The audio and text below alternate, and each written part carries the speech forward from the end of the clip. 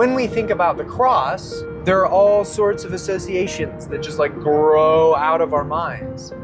How many of them are actually godly? Welcome to Don't Hear What I'm Not Saying, Work, Wisdom, and Wonder, or The Intellectual Idiot. I still don't really know who I am. So today, is the cross actually an idol? Well, first, we kind of got to talk about like what is an idol? There are 1,000 different ways that idols have been used. But one of the ways that we can think about idols, and that it's right to think about idols from a biblical perspective, is that idols are anything that we use to attempt to worship God that He has not ordained. Right? So it doesn't even have to be that you are worshiping a different God. It can actually be that you are trying to worship our God by a means that He has not given us. And a good example of this is actually the golden calf. So when Moses goes up on the mountain to receive the 10 commandments, Aaron, in his infinite stupidity, all of us have our stupid Aaron moments, he listens to the people and they make a golden calf. The golden calf was not meant to be a replacement, as if, we're not going to serve the God who just brought us out of Egypt. It was an attempt to worship the God that brought them out of Egypt through an image of strength, the golden calf. This is a serious problem because God never told them to do that. He never told them to worship Him through a golden calf. And in fact, He tells us not to worship Him through the means of any visual image. We are not to worship through an image. This is why icons in Eastern Orthodoxy are so problematic, and they'll make a distinction between the idol and the icon. But it doesn't matter in the sense that an idol and an icon is anything that attempts to worship, one, any God other than our God, and two, attempts to worship our God in a way that He has not told us to worship. And this happens all the time. Right? And we need to be on guard about it. And this isn't to, just automatically make you feel bad about yourself. But this is why I asked the question, is the cross as a symbol an idol? And there are many ways in which it might be. It signifies many different things. So the question is, what does it signify for you? Does it signify a part of the story of Christ, specifically His passion and His crucifixion, and is a reminder for you to remember that part of the story? Or is the cross an attempt to essentially just replace the whole gospel with the picture of the cross?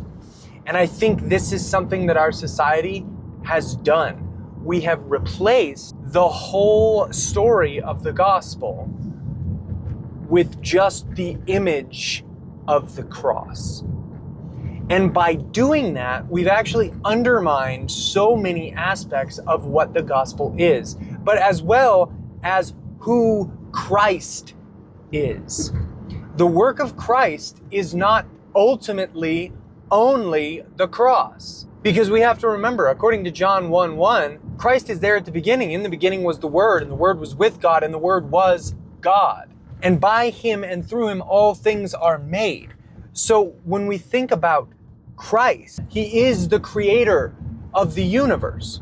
So He is there, present at creation, present and active at creation. Then He is present and active in the whole of Jewish history. Christ is present for all of this because Christ is God, right? So we have His creational aspect. He is the creator.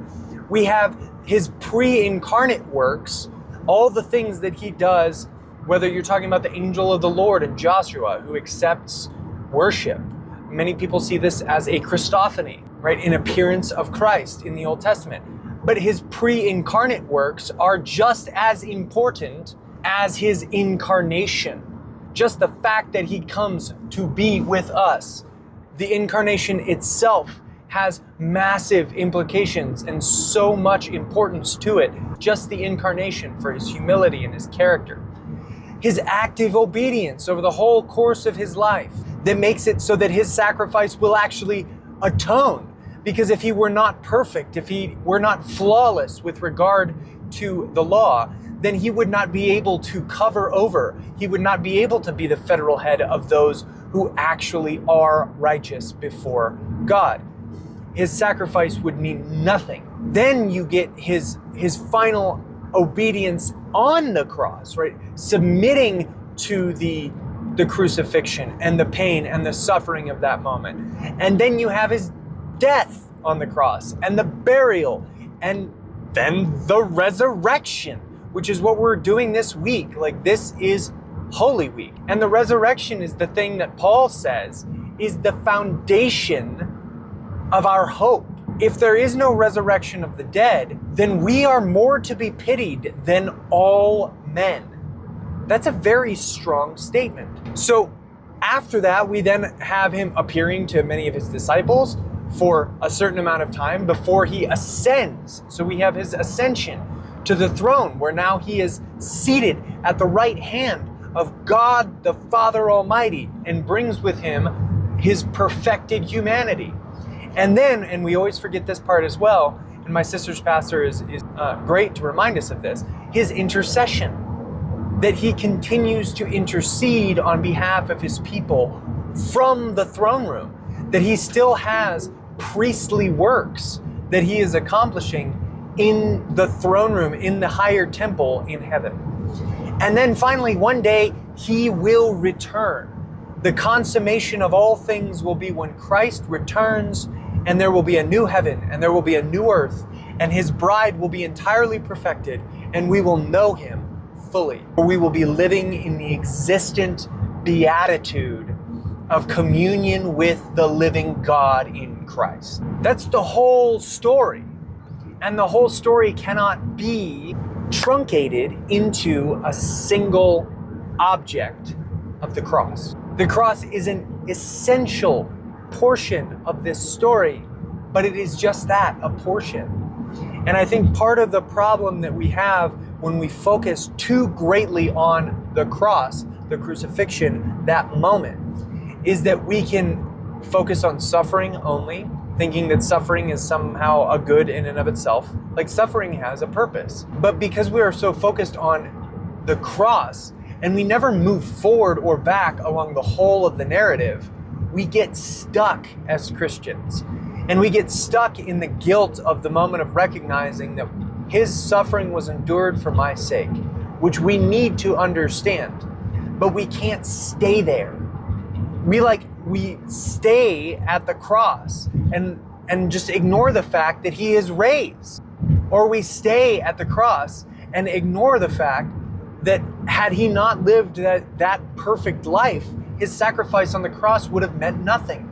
And if he had never been incarnated, then he could never have been crucified, right? We create all sorts of issues when we elevate one portion of the gospel of Christ rather than actually think through the entirety of the story. The gospel is not a mechanism. It's not a machine. It is a narrative. And it is a living story of God's glory because it's about a person. It's the person of Christ. It is organic, not mechanical. And I think that's the thing that we often miss. We miss the organic nature of the things of God. And look, I'm Reformed. We have systematic theology and all these things. Like, I think systematics are great in a lot of ways. But systematizing theology and systematizing the gospel is only helpful if we're able to reintegrate it into an organic understanding of who God is and what we ought to do in relation to him. So next time you look at somebody who's like wearing the cross, maybe ask a question. What does that cross mean? What does the cross signify? What is it supposed to signify? And what things does it signify now in our minds that are maybe no longer godly? Another example I use is the concept of the crucifix, where the Catholic Church portrays Christ as still on the cross. This is a lie about the gospel. Christ isn't there. He is risen. He is risen indeed. When we think about the cross, there are all sorts of associations that just like grow out of our minds. How many of them are actually godly? How many of them are actually biblical? Think about it and really dive deep in this Easter season to think about the entire story of Christ, the whole story of who he is, of what he has done, and ultimately of his glory. So Good Friday, we think about the cross, but we think about the cross in the context of the larger story. The cross alone means nothing. The cross with Christ and the whole of his story and who he is as God means everything. That's enough for now. Go away.